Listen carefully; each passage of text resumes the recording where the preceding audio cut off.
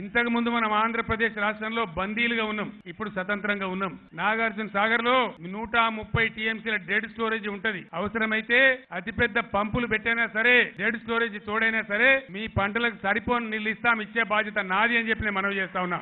అందరికి కూడా నీళ్లు రావాలి. ఇది తెలంగాణ రాజ్యం, తెలంగాణ రాష్ట్రం, టీఆర్ఎస్ ప్రభుత్వం కాబట్టి ఎట్టి పరిస్థితులలో పంటలు పండిస్తాం, దానికి మీరేం చింత చేయవద్దని మనవి చేస్తా ఉన్నా.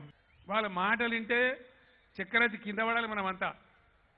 అంత పెద్ద పెద్ద మాటలు, అంత దుష్ప్రచారం, దుర్మార్గమైన ప్రచారం. అది సోషల్ మీడియా కావచ్చు, ప్రింట్ మీడియా, ఎలక్ట్రానిక్ మీడియా కావచ్చు, ఇవాళ నరేంద్ర మోదీ మహబూబ్ నగర్లో మాట్లాడిన పచ్చి అబద్ధాలు కావచ్చు. ఒకటే మాట చెప్తే దయచేసి మీరు ఆలోచించేయాలి. నరేంద్ర మోదీ గారు మనను చూసే నకలు కొట్టి ఆయుష్మాన్ భవ అని ప్రోగ్రాం తెచ్చిండు. అది ఆకు అందది, పోకకు పొందది. నేను ఆయుష్మాన్ భవ చేస్తే మీ ముఖ్యమంత్రి తీసుకోలేదు, నేను తీసుకోనయా అని చెప్పి ఆయన ముఖమేనే. కారణం ఏంటంటే ఇప్పుడు దొరికే వాళ్ళ దాంట్లో 12 మందికి బంద్ అవుతుంది, 25%కే వస్తుంది. పైసలు కూడా చాలా తక్కువ. మన ఆరోగ్యశ్రీ ఆయుష్మాన్ భారత్ కంటే ఎన్నో రెట్లు గొప్ప పథకం ఉంది. మరి ఎవరన్నా దమ్మునోళ్ళు వస్తే నేను జగదీష్ రెడ్డిని పెడతా, ఏ చౌరస్తాలో మాట్లాడతారో. మీ ఆయుష్మాన్ భారత్ గొప్పదా, మా ఆరోగ్యశ్రీ గొప్పదా? దమ్ముంటే రావాలా. భారతీయ జనతా పార్టీ రాష్ట్ర అధ్యక్షుడు లక్ష్మణ్, ఆయన కన్ను మిన్ను కానకుండా ఆయన మాట్లాడతాడు. ఏం మాట్లాడతాడు ఆయన? ఎలక్షన్ల తర్వాత టీఆర్ఎస్ భరతం పడతాడు. ఇంకా లక్ష్మణ్ పాపం పగటి కళలు అంటాడు. నేను నిన్న ఇవాళ పొద్దున లేటెస్ట్ గా నాకు పరిచయం ఉన్నటువంటి ఢిల్లీలో అనేక మంది జర్నలిస్టులతో మాట్లాడి కొత్త సమాచారం ఏంటంటే బీజేపీ ఎన్డీఏ 150 సీట్లు దాటలేదు, కాంగ్రెస్ 100 సీట్లు దాటలేదు. మరి ఏం జరగబోతోంది? భారతదేశ పరిపాలన వచ్చే మే 23 తర్వాత ప్రాంతీయ పార్టీల చేతుల్లోకి రాబోతా ఉంది. ప్రాంతీయ పార్టీలే శాసించబోతా ఉన్నాయి. లక్ష్మణ్ మాట్లాడతాడు, కేసీఆర్ నీకు ఎంపీలు గెలిపిస్తే ఢిల్లీలో నువ్వు గడ్డి కూడా వీకలే ఓనడు, నిన్ను గెలిపించిన మరి నువ్వేం పీకినావో నేను అడుగుతా ఉన్నా. పేదలకు తప్పకుండా లాభం జరగాలి, రైతుల బాధలు పోవాలి. ఖచ్చితంగా దానికోసం నేను మొన్న అన్నా. అంటే ఒక జోకర్గాడు బోకర్గాడు అన్నాడు, ఎప్పుడు పెడతావు పార్టీ కేసీఆర్ ఎలక్షన్ అయిపోయినాక అన్నాడు. సన్నాసి నీది ఎలక్షన్ టార్గెట్, నాది ఎలక్షన్ టార్గెట్ కాదు.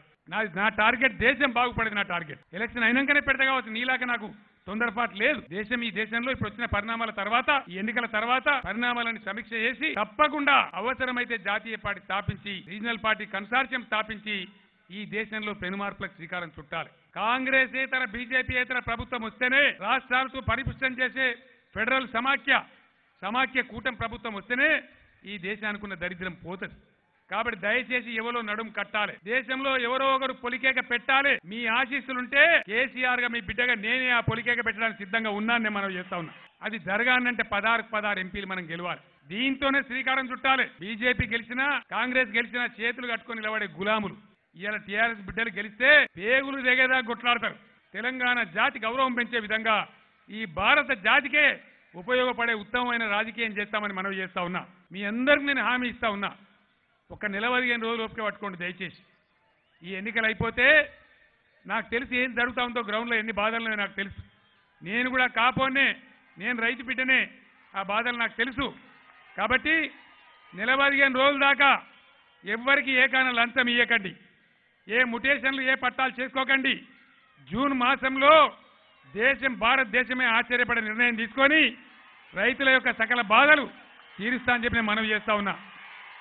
దయచేసి అప్పటిదాకా రూపాయి నోటు కూడా ఏ దుర్మార్గునికి లంచం ఇయ్యకండి. రైతు సోదరులు నా మాట వినాలే.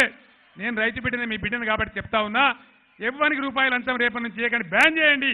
మీ పనులు పెండింగ్ పెట్టుకోండి. 1.5 నెలల తర్వాత విప్లవాత్మకమైన నిర్ణయం తీసుకొని ప్రతి ఒక్క రైతు సమస్య నేనే పరిష్కారం చేయిస్తా. దయచేసి రైతుల భూముల పాట తీసేదాకా, పోడు భూముల సమస్య తీర్చేదాకా నేను నిద్ర పోనీయను, అధికారులను నిద్ర పోనీయను, నేను నిద్ర పోనని కూడా మీకు మనవి చేస్తా ఉన్నా.